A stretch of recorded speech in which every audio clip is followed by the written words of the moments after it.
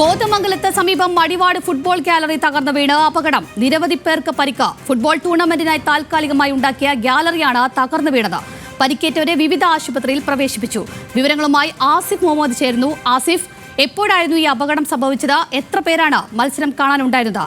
പരിക്കേറ്റവരുടെ ആരോഗ്യസ്ഥിതി എങ്ങനെയാണ്? പരിക്കേറ്റവരുടെ ആരോഗ്യസ്ഥിതി ഗുരുതരമല്ല എന്നുള്ള വിവരമാണ് നമുക്ക് എന്തായാലും ലഭിക്കുന്നത്. അതൊരു ആശ്വാസകരമായ വിവരമാണ് എന്തായാലും ഇപ്പോൾ പുറത്തു വരുന്നത്.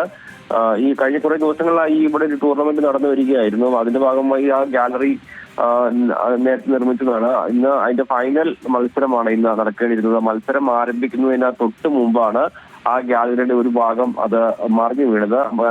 ആ താൽക്കാലികമായി നിർമ്മിച്ച ഭാഗം അത് പുറകോട്ട് മറിഞ്ഞു വീഴുകയായിരുന്നു എന്നാണ് നമുക്ക് ലഭിക്കുന്ന വിവരം. അങ്ങനെ പുറകോട്ട് മറിഞ്ഞു വീണപ്പോൾ ആ ഭാഗത്തുണ്ടായിരുന്ന നിരവധി ആളുകൾക്ക് പരിക്കേറ്റു. കൈക്കും കാലുകൾക്കും അടക്കമാണ് പരിക്കേറ്റുള്ളത്.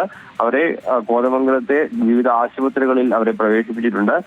കൈക്കും കാലുകൾക്കും പൊട്ടലടക്കം ഏറ്റിട്ടുണ്ട് എന്നാണ് നമുക്ക് ഇപ്പോൾ ലഭിക്കുന്ന വിവരം. എന്തായാലും ഒരുപാട് ആളുകൾ വന്ന് തടിച്ചുകൂടിയ ഒരു സ്ഥലമാണ്. 2000-ന് മുകളിൽ കാണികൾ ആ ഒരു സമയത്ത് അവിടെ ഉണ്ടായിരുന്നു എന്നാണ് നമുക്ക് ലഭിക്കുന്ന വിവരം. അതിന്റെ ഗാലറിയുടെ ഒരു ഭാഗമാണ് എന്തായാലും തകർന്നു വീഴുന്ന ഒരു ഘട്ടമുണ്ടായത്. എന്നാലും മത്സരം ആരംഭിക്കുന്നതിന് മുമ്പാണ് ഈ ഒരു അപകടം ഉണ്ടായത്. ഉടൻ തന്നെ നാട്ടുകാരും മറ്റ് ആംബുലൻസുകളുടെയും മറ്റു സഹായത്തോടു കൂടി പരിക്കേറ്റവരെ ആശുപത്രിയിലേക്ക് മാറ്റുകയായിരുന്നു. എന്തായാലും പരിക്കേറ്റ ആളുകളുടെ ആരോഗ്യ നില ഗുരുതരമായ സാഹചര്യം ഇല്ല എന്നുള്ള ഒരു ആശ്വാസകരമായ ഒരു സംഗതി കൂടി നമുക്കിപ്പോൾ അവിടെ നിന്ന് ലഭ്യമാകുന്നു.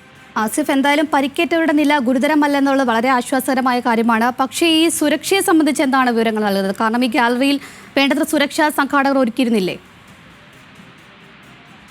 കഴിഞ്ഞ ഒരാഴ്ചയിലധികമായി നടന്നു വരുന്ന ടൂർണമെന്റ് ആണ്. അതിന്റെ അവസാന ഘട്ടത്തിൽ ഇന്ന് ഫൈനൽ മത്സരം നടക്കുന്നതിനിടയിലാണ് ഇത്തരത്തിലൊരു ഗാലറിയുടെ ഭാഗം മറിഞ്ഞു വീഴുന്നതിലേക്ക് കാര്യങ്ങൾ എത്തിയിട്ടുള്ളത്. അതിന് വേണ്ടത്ര അനുമതിയോ കാര്യങ്ങളോ ഉണ്ടോ എന്നുള്ള കാര്യങ്ങളൊക്കെ നമുക്ക് ഇനി മനസ്സിലാക്കി വരുന്നു മാത്രമേ ഉള്ളൂ. നിലവിൽ കഴിഞ്ഞ ദിവസങ്ങളിലൊക്കെ ഗാലറിയിൽ ഇരുന്ന ആളുകൾ കളി കണ്ടതാണ്. ആ സമയത്ത് മറ്റെന്തെങ്കിലും പ്രശ്നമുണ്ടായതായോ മറ്റോ നമുക്കിപ്പോൾ നിലവിൽ അറിവ് ലഭിക്കുകയും ചെയ്യുന്നില്ല.